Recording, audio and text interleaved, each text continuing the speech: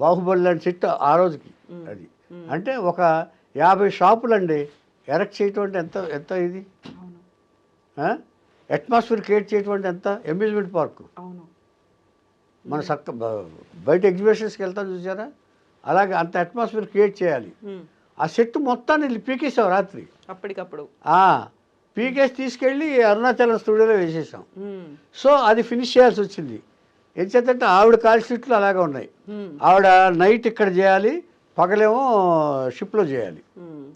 ఆవిడ డేట్స్ బాంబే మంచి ఇదిగా బిజీగా ఉంది, ఎవరు జయప్రద గారు. అందుకని ఏం చేసామంటే మేము పగలు అక్కడ చేసి నైట్ ఇక్కడికి వచ్చేవాడు. అలాగా దాదాపుగా అరుణాచలంకి వచ్చి పగలు అక్కడ చేసి అరుణాచలంలో రాత్రి షూట్ చేసేసి అక్కడ చెట్లు బాగా ఉండేవి, ఈ గానుగ పొలాలు ఇవన్నీ బాగా దొరికాయి. మొత్తం చింపేసి అలా పళ్ళు తోవేసుకుని అక్కడే వాటర్ ఉండేది అన్నీ చేసేసుకుని ఇక స్నానాలు లేవు, మొహం కడుక్కుని అలా ఒళ్ళు తుడిచేసుకుని వెళ్ళిపోయేవాడు. మళ్ళీ ఎక్కడికి షిప్కి వెళ్ళిపోయాడు. షిప్ సాయంత్రం వరకు చేసేవాళ్ళు. అలాగే 96 అవర్స్ చేసేవాళ్ళు non stop. 96 it's a record. అంటే దర్శకుడు కూడా అలాగనే చేశారు, మేమే కాదు. ఆయన చేస్తేనే కదా మేము చేసింది. ఆయన మాకంటే నైట్ అయ్యే కొద్దీ ఆయన ఇంకా హుషారుగా ఉండేవారు. ఆయన పాటే కదా మీరు చేసుకోండి అని డాన్స్ మాస్టర్లు కూడా అస్సలు ఆయన షార్ట్ కూడా ఆయనే చెప్పేవారు. ఇప్పుడు డ్యాన్స్ మాస్టర్లకు వదిలేస్తారు షార్ట్లు, అలా కాదు. ఆయన గురువుగారు కంపోజిషన్ కూడా ఆయనే చేసుకునేవాడు. ఇంత ఎక్స్పీరియన్స్ ఉంది. ఇప్పుడు ఒకవైపు డైరెక్షన్ చేశారు, మరోవైపు ప్రొడ్యూసింగ్ చేశారు, స్క్రిప్ట్ రైట్ చేశారు, స్క్రీన్ ప్లేలు చేశారు, అన్ని పాటలు రాశారు, ఇవన్నీ కూడా ఇన్ని రకాలు. మళ్ళీ ఆయనలో నటుడు ఉన్నాడు, నటుడు అవ్వాలనే ఇక్కడ దాకా వచ్చారు. అసలు ఫిల్మ్ ఇండస్ట్రీకి వచ్చిందే నటుడు అవ్వాలి, చివరిగా నటన కూడా చేసి చూపించారని. ఎట్లా బ్యాలెన్స్ చేసుకునేవాడు ఇన్ని రంగాలని? అసలు ఏమీ లేదండి, ఆయన అలా అంత కష్టంగా అనుకునేవాడు కాదు. ఆయన ఏ జాబ్లోకి వెళ్తే దాంట్లో ఇన్వాల్వ్ అయ్యి చేసేటివే. పరకాయ ప్రవేశం లాగా అందులోనే ఉండిపోవాలి. ఇప్పుడు మీరు ఈ స్టూడియోలు ఇక్కడ చేశారు, ఇంకో స్టూడియోకి వెళ్తారు, ఇది మర్చిపోయి అక్కడికి వెళ్ళిపోతారు, దాంట్లోకి వెళ్ళి ఇన్వాల్వ్ అయిపోతారు మీరు. అవును అవును. లేకపోతే మీరు నటిస్తున్నారు, ఇది అయిపోయింది, యాంకరింగ్ అయిపోయింది, అక్కడికి వెళ్ళారు, ఆ క్యారెక్టర్కి వెళ్ళిపోతారు, చేస్తారు, అయిపోయింది. ఇంకా అది అయిపోయిన తర్వాత ఇంకో జాబ్ ఏంటి నెక్స్ట్ అంటే మనం ఆలోచించి ప్లాన్ చేసుకోవాలి. కానీ ఇట్స్ వెరీ మచ్ ఈజీ అండి. కష్టపడేవాడికి, పని పట్ల శ్రద్ధ ఉన్నవాడికి, భక్తి కూడా ఉన్నవాడికి, భక్తి కూడా ఉండాలంట, తపస్సులాగా చేయాలంటండి ఏది చేసినా. ఆయన చెప్పేవారు. అంచేత అర్ధరాత్రి అయినా కూడా ఆయన అంతే యాక్టివ్గా ఉండేవారు. ఇంకా మేము డల్ అయ్యేవాళ్ళం. అందుకే నేను అన్నాను. చాలామంది ఏంటంటే మీకు ఎలా వస్తుందండి, ఏముందయ్యా మనం వర్క్ పట్ల శ్రద్ధ వహిస్తే ఇవన్నీ నిద్రలు ఏం రావు, మన జోలికి రావు అనేవారు. కనీసం ఇలా అని కూడా అనేవాడు కాదండి ఆయన. మేము అబ్జర్వ్ చేసాం, పర్టికులర్గా నేను అబ్జర్వ్ చేసేవాడిని. ఈయన ఎలా ఉండగలుగుతున్నారు, రీసెర్చ్ చేస్తారు చూసారా. అలాగే నేను చెప్పానే, హైదరాబాద్ నుంచి విజయవాడలో ఎప్పుడు ఆ గాలికి కారులో వెళ్ళేటప్పుడు ఖచ్చితంగా కురికిలో పడతాం. నేను పడ్డాం, ఆయన పడలా. ఇలా కళ్ళు ఇలా ఓపెన్ చేసేవాళ్ళు, నాకు ఇక్కడి నుంచి తెలుస్తుంది. వెనకాల మేము కూర్చుంటాం కదా, కూర్చుని ఇలా చూస్తే ఆయన కళ్ళు అలా తెరిచే ఉంది. ఎప్పుడన్నా కాస్త వేస్తారో అని చెప్పి కాసేపు అబ్జర్వ్ చేసేవాడిని. అంటే ఇవన్నీ ఈ అబ్జర్వేషన్స్ అన్ని ఎందుకంటే మంచికే, ఏం నేర్చుకోగలం ఆయన నుంచి అని చెప్పడానికి.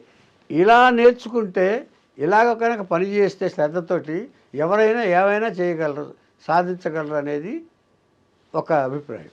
ఇంత సిస్టమేటిక్గా ఉండడానికి, ఇంత టైం పంక్చువల్గా ఉండడానికి, డిసిప్లిన్ని ఇంత ఫాలో అవడానికి జీవన శైలి అనేది అలాగే ఉండాలి, ఆహారపు అలవాట్లు కూడా ఉండాలి. అసలు యాక్చువల్గా ఏం చేసేవాళ్ళు ఆ టైంలో? ఎక్సర్సైజ్లు కానీ, మిగతా యోగాలు, ఏమీ లేదు, ఫుడ్ ఏమి లేదు. ఈ వర్క్ హాలిక్ కదా, పని చేయటమే ఎక్సర్సైజ్. ఇప్పుడు బ్రెయిన్ వర్క్ పెడితేనండి దానంత ఇది అరిగిపోతుంది మొత్తం. అద్భుతాలు మీ బ్రెయిన్లో ఆలోచించండి, అసలు అద్భుతాలు. అవును, కరెక్టే. ఆయనకి ఇప్పుడు కూడా ఇలా కూర్చోబెట్టి పాట రాసేవారండి ఆయన. మమ్మల్ని పాట రాయటమే ఆలస్యం. ఇది అసలు ఆశ్చర్యం వేసేది మాకు. ఆ అప్పట్లో వేటూరు గారు రాశారు, ఈయన పేరు పెట్టేసుకుంటున్నారు, డైలాగులు ఎవరితో రాయిస్తాడు, ఈయన పేరు పెట్టేసుకుంటున్నారు అని చాలా రూమర్స్ కూడా వచ్చినాయండి. అవును, గోస్ట్ రైటర్లు ఉన్నారు, గోస్ట్ రైటర్లు ఉన్నారు అని. గోస్ట్ రైటర్లు దేనికి ఉన్నారు? డిస్కషన్కి ఉండేవాళ్ళు. డిస్కషన్కి ఎందుకంటే ఆయన ఏదన్నా పాయింట్ చెప్తే ఇది బాగోలేదని చెప్పడానికి, కాంట్రడిక్ట్ చేయడానికి కావాలి రైటర్స్. ఇప్పుడు నేను ఒక్కడనే కూర్చొని నేను చెప్పిందే వేదం అనుకుంటే ఏ కథ మంచిగా రాదండి.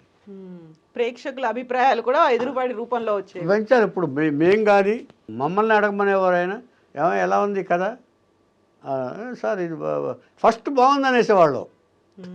దీంట్లో విశేషమైన తెలుసా, ఎవరు చెప్పినా సరే బాగుంది అనేసేవాళ్ళం. ఎందుకంటే ముందు బాగుందంటే ఆయనకి తెలుసు లోపాలు ఏమున్నాయో, ఏదో మిస్ అవుతోంది, లాజిక్ ఎక్కడో లేదు, ఆయనకి తెలిసి అడుగుతాడు ఆయన. తెలిసి మనల్ని అడుగుతారు మన చేత చెప్పించడానికి.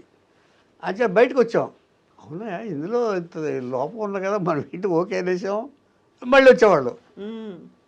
ఇలా చూస్తే ఆయనకు అర్థమైపోయేది, ఏంటయ్యా అనేవాడు ఆయన.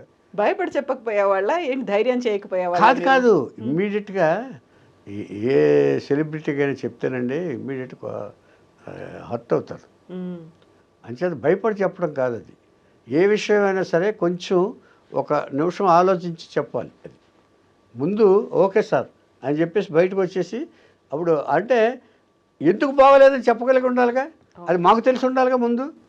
అంటే కన్విన్సింగ్గా ఉండాలి కదా. అప్పుడు నేను ఎందుకు బాగోలేదు అప్పుడు మీరు నేనేదో చెప్పాను, బాగోలేదండి, ఏం బాగోలేదు అంటాం, ఏం చెప్తాం? బ్లాంక్. ఎందుకు బాగాలేదో చెప్పాలిగా. అప్పుడు బయటకు వచ్చి విశ్లేషణ చేసుకుని అప్పుడు చెప్పేవాళ్ళం. అప్పుడు దాని నుంచి ఇంకోటి చెప్పేవాడు ఆయన. అసలు ఇట్స్ ఎ గ్రేట్ ఎక్స్పీరియన్స్ అండి.